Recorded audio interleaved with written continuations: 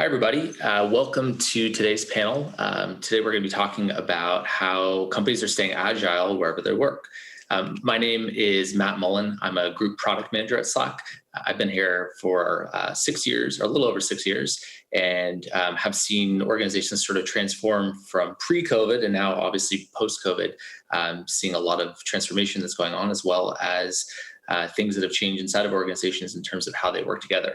So I'm really excited today to have a panel of 3 specialists and experts from completely different industries give some feedback and also share their insights around how things have changed since COVID has hit and kind of what they're thinking about for the future. But before we get into the panel today, I wanted to give a quick summary of some of the things that we've been working on inside of Slack. And also kind of talk to some of the things that we've seen through some surveys and customer interviews that we've done over the last few months. So obviously with the sudden move to remote work, it provides a huge opportunity to question decades of assumptions about how 9 to 5 and office-centric homogeneous work culture works. And while the current remote work experiment has shown some big advantages in improving personal well-being, for most companies, they haven't done a lot more than just shifting their in-person meetings to Zoom meetings or video conference meetings. And so we're all having to navigate this world in both an exciting way and also trying to figure out what makes the most sense, especially as we look forward to how people are going to work in the future. So I'm excited to be able to deep dive into this topic with our 3 panelists who have ushered the rapid shift to remote work inside of their own organizations.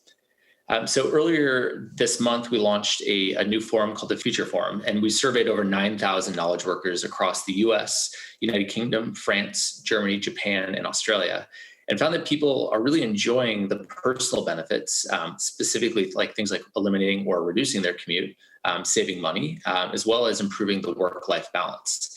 But with every benefit also comes some challenges. And some of the things that we've heard on the challenge side of things were not being able to collaborate face-to-face at work. While video conferences are great, there's also this sort of desire to be able to be in person and actually understand emotions and body language. And people are also missing the opportunity to sort of build relationships with colleagues. Things like grabbing coffee, socializing between meetings, getting a drink after work, having dinner, or grabbing lunch together. Those things are kind of in the past, at least for right now. So this is really resulting in an increased feeling of loneliness or isolation as days can be spent staring at a screen, similar to how you're doing today. But all day video and Zoom conference meetings can get really tiring. And lastly, without typical office interactions, people are finding it hard to know what others are working on. If you worked in a building where you took an elevator, you'd also oftentimes pick up on some of the work that people are doing, where you're just kind of losing out on that today. So, top advantages and benefits aside, at the end of the day, this period of remote work has caused a fundamental shift in the way that people think about what a great work experience is. We've gone further ahead in remote work in the last 6 months than we have in the last 10 years. And only 12% of knowledge workers say that they actually intend to return to working exclusively from an office, while out of the people we surveyed, an overwhelming 72% want a combination of both office and remote work. And so what this research reveals is a complex picture of the benefits and challenges facing employees working remotely during the present time of crisis. It also delivers a message about the need for companies to reimagine the way that they operate in order to succeed in the post-pandemic economy.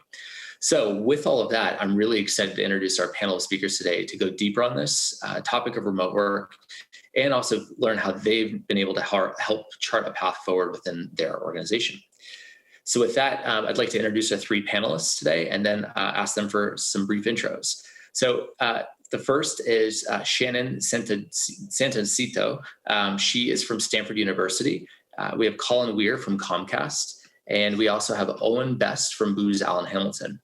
So I'm going to pass it to Shannon to give a quick intro about who you are, what your role is at Stanford University, and then if you don't mind passing that over to Colin, we'll do a quick intros and we'll get into some more questions.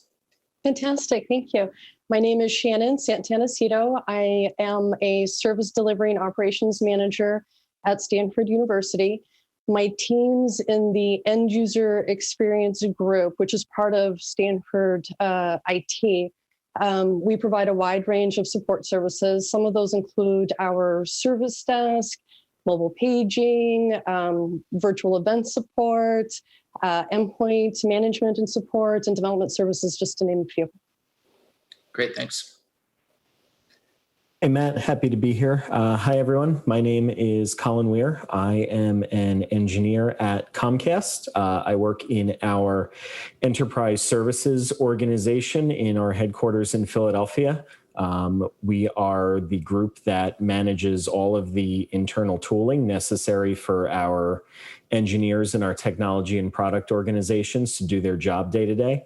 And two of the biggest that my team manages are Slack, and the other platform that I work on is GitHub. All right, thanks. Good call. Owen, you made a remote work faux pas. We're on mute. No panel will be complete without a mute session. Still coming in as mute. So you know what I'm going to do, Owen? While you work on that piece, I'm going to go to the first question to Shannon, and then we'll come back for a question for you. So Shannon, if you don't mind, I'm really interested in how Stanford adapted during COVID, because this was, I'm guessing, right around or right before spring break. So you had students still in the universities. And so I'm really curious if you could take us back to when the kind of corporate or admin offices first decided that what you were going to do around the university and how you were going to adapt and change. Could you take us back a little bit and walk us through what that was like? Yeah, gosh, it seems so long ago, but not really. Really, we jumped into action. We had to move all of our non-essential staff to remote working. I think over the course of a weekend, we got the news on a Thursday, which gave everybody Friday to get their equipment to be ready to work from home on Monday, basically. And then we partnered with our Center for Teaching and Learning support groups and basically helped them transition the faculty and staff to do the same. It was quite the transition. I can imagine. And had you been planning for more, not necessarily remote working kind of situations, but planning ahead for software, utilities, tools to make it easier to work with your students without requiring being in classrooms? Yeah, definitely. So one of the, great benefits over the last couple of years, with our business continuity team and our Redwood City campus coming online, we had done a lot of planning for distributed working, right? We were basically getting the campus ready for distributed working. And so we had a lot of toolkits pretty much ready to go for remote working. And Slack was obviously a big piece of that toolkit to help keep people connected. So we basically just leveraged all of that work that those teams did in business continuity to kind of prepare for that distributed working and just applied it to what we needed to do to move everybody off campus. Yeah. So we launched websites like Teach Anywhere and Work Anywhere to kind of help facilitate that. Cool. Well, that's great to all hear. Well, Colin, I'm going to throw the question to you next. So I'm really curious, from Comcast, obviously Comcast, outside of providing TV service, also provides internet to most of the United States. I'm a Comcast customer, and I have to imagine that as people shifted their work online, there's a huge surge and just overall usage within Comcast, and how if your team is managing this sort of engineering behind some of that, and so what sort of tools have you been using to sort of monitor those sort of things? Yeah, so our organization mostly focuses on internal tools, but part of that is supporting our engineering organizations. And of course, the network was like number one concern, as everyone started to go remote. And we actually found that the network was fairly performant and handled pretty well this sudden influx of people working from home.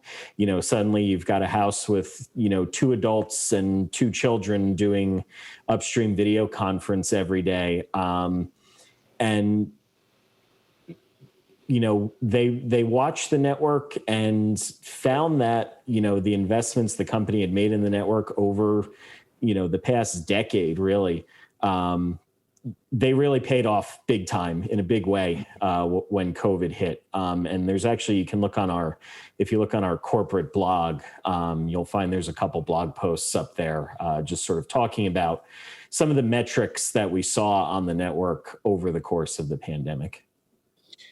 And one of the questions that's interesting to me is you are focusing a lot of the work around the internal teams that are working on tools and also just enabling the engineers to get their work done.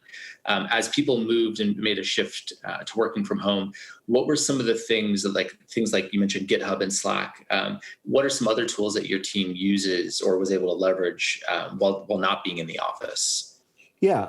So the big thing, of course, was the VPN service, which is essential because we do have a lot of internal tools that require VPN. And actually, in the weeks leading up to the pandemic, I don't know the exact number, but I do know that there was a large increase in VPN capacity around the end of February, just when this began to, be rumored that things were about to ramp up.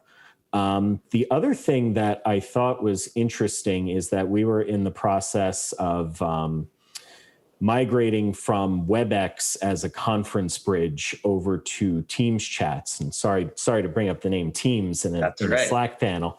But that sort of became our video conference platform of choice. And to bring it back around, that was right when Slack launched the Teams calls plugin for WebEx, or for the Teams calls plugin for Slack came out right around that time. Yeah. And that was actually a super helpful plugin to have in Slack because it took what was sort of was planned to be like a 6-month phase out transition, wound up being a transition that happens over the course of a couple weeks. Wow. No one was really dialing into WebEx anymore. Once we were a little into the pandemic. Got it. Well, that's really interesting. And I actually think a fun fact for us is that a vast majority of our customers also use Microsoft tools. So for us, the kind of coexist nature of both Teams and Slack, we found has grown like crazy. And I think it's really become a useful feature. So glad the timing worked out for when Comcast was making that shift. Yeah, we really enjoy the Office 365 integrations in Slack, the OneDrive plugin, the Outlook calendar. The whole suite integrates really well with Slack. Got it. Well, that's great to hear. Owen, I heard a couple whispers of your voice, so let's see if you're there. Can you hear me? Hello? Yes. Hello. Welcome.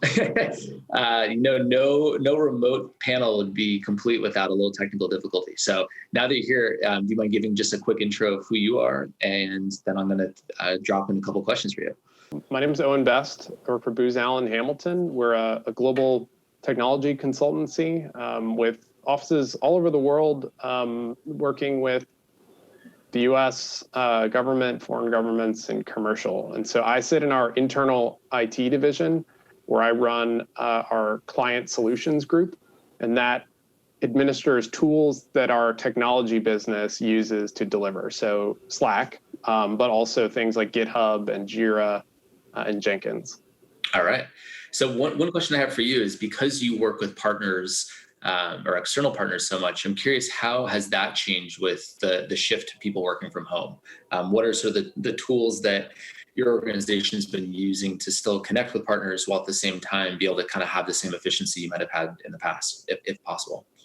Yeah, that's a great question, Matt. So one of the big things for us was we do a lot of work where we sit on a client's in a client's site in an office, but a lot of those things shut down. Mm-hmm. So we're very fortunate in the timing that just before COVID hit, we had just completed a multi-month migration from using just a teleconferencing bridge to using WebEx for video conferencing. And so we'd just gotten the whole firm started on using that, and then all of a sudden everyone had to use that all the time.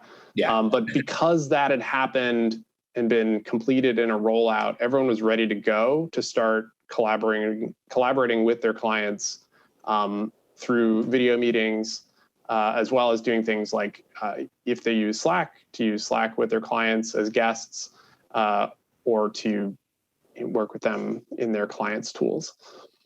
Got it. So sometimes it takes a good crisis to speed up an IT rollout. Absolutely. Yeah. I think that's a unanimous agreement across the panel. So what I'd like to shift to a little bit is kind of the internal sentiment that you're seeing within your organization. So within our survey, we saw kind of an overwhelming piece of feedback, which was the majority of people, ideally, if they had a choice, would not work permanently in an office. They'd like some variation between working remotely and working from an office. I'm curious if you're able to share. I'll go to you first, Shannon. How is that thinking evolving within Stanford or within the organization as a whole, and where do you think it's going to be heading for the future? Yeah, that's a great question, especially for a place like Stanford, where the community is really bound by the campus. So it was a pretty big shift, right? And just in our culture in general, but. As I was saying before, some of the good news is, when we spun up the Redwood City campus, we were starting to, get our staff kind of used to distributed working. And so just through that, telecommuting started getting a little bit more popular. Before the pandemic, we had alternative work sites all over, San Jose, San Francisco, to give people an option to not have to make that trek into campus, especially if they could utilize things like Zoom for remote meetings and stuff like that. So the good news is, at least for some of our administrative staff, they were getting used to it already. And then, of course, the pandemic just kind of pushed that over the edge, if you will, right? So now we're all remote. So and I think that the university was already starting to see the benefits of telecommuting and remote working, and this has just kind of highlighted that. And because the Bay Area is so congested, I think a lot of our community is really appreciating. I think that hybrid model is probably what's going to evolve for us. Yeah, and I think that's likely what we'll see at Slack as well. And I'm also curious. Well, I'll go maybe to you, Colin. Do you see an advantage with the way that we're allowing, or potentially making it easier to remote or telecommute? An advantage of being able to hire and attract new talent to come work at your organization. Because I imagine it's very competitive within all three of your companies to hire the right and the best people to work within your companies. So if you see that this shift and using technology is going to make it easier for people to work remotely. Yes, so that's actually been a topic of discussion internally recently. There's a lot of interest right now in sort of overall improving, the incoming pipeline and trying to diversify that pipeline, getting more candidates from different backgrounds coming into the company. And I think being able to, consider a remote optional culture is something that will definitely be advantageous in that. The other thing we've sort of seen with this idea of, what we can call a remote optional culture is, we've always had a work from home culture at Comcast. People in engineering, if you need to go to the doctor, if you've got a contractor coming, you just tell your manager, you work out the details and you can work from home when you need to. But what we're sort of learning is having everyone work from home. We're starting to see the holes in our culture where when everyone is working from home all the time, you see what the disadvantages are for people who might be in a remote office. Like they're not in Center City, Philadelphia, they're in Westchester, or they're down in Voorhees. And so, something we're going to look at as we go back to the office sometime in 2021 is, how do we take these satellite offices, satellite workers, and better integrate them into the day-to-day culture so that they have the same first-class experience that you have if you're sitting, at a desk in Philadelphia. Yeah, that's a great point. I think that's something that we're seeing as well, or considering at Slack as well. Owen, I'm curious, within Booz Allen, how do you manage, or how have you been managing employee satisfaction, or if there's tools that you've been using for something like that to see how employees are doing throughout the working from home kind of just shift over the last 6 months? Sure. Yeah. So we've We've done some internal surveying. We've had a couple rounds of that going on. We've rolled out a number of new intranet sites, if you will, for our what we call our Be Empowered and employee engagement platforms, to be pushing information to employees, to be providing them suggestions, tips, to make sure everything is really accessible to them around the benefits they get, things that they can do to help with the stress of working remotely. But I think to Colin's point, I will definitely echo that this has exposed a lot of the differences between the distributed workforce and the in-person workforce. In some ways, that's been, I think, the biggest silver lining of this is that it's the equalization of people across locations. That, for example, on my own team personally, I have a few folks who are out of state or even in different time zones, and everyone else was co-located physically. So now that everyone is separate, that is making the experience equal for everyone. And those folks who didn't get to participate in the ad hoc conversations, now we're all on the same page. Now there's just downsides, obviously, to losing out on some of that. But I think for those folks who are in a distributed position, it's a better experience for them to have everyone on the same level. Yeah, I think that makes total sense. So we've got about 2.5 minutes left, and I'm going to ask a couple quick questions. And we'll go around, we'll go to Shannon and then Colin to Owen. So Shannon, I'd like to get your prediction. Where will we be in, let's say, 2 years when it comes to the work climate? Will we be back in the office full time? Will this be a fad in the past? Or do you think that we'll see a fundamental shift? I think we'll definitely see this trend of continued like hybrid model, right? Just having that flexibility for telecommuting. And I liked Colin's term remote work option, right? Optional. So I think that this is really, while there's benefits and pros and cons, right? But I definitely think it's going to shift to that hybrid sort of model. Yeah. Colin, I think I know the answer, but I'm going to go to you as well. I think in 2 years, I think we are going to wind up maybe drifting back toward the office a little bit.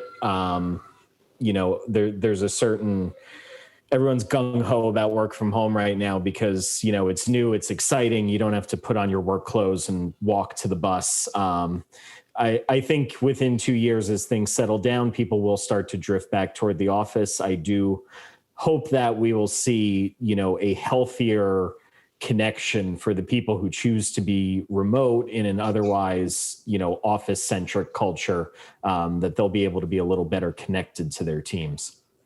All right. And last but not least, Owen, over to you. What do you think? I think it's going to be a hybrid model for sure. So if for no other reason for us that we have people who are working in so many varied situations, our customers and clients either need folks to be on site if they're doing highly technical or highly secure work, or want them on site because that's the culture that the government's used to. So I think we have proved that distributed delivery can work, but I think we will have a hybrid model where we can really leverage the benefits of both approaches.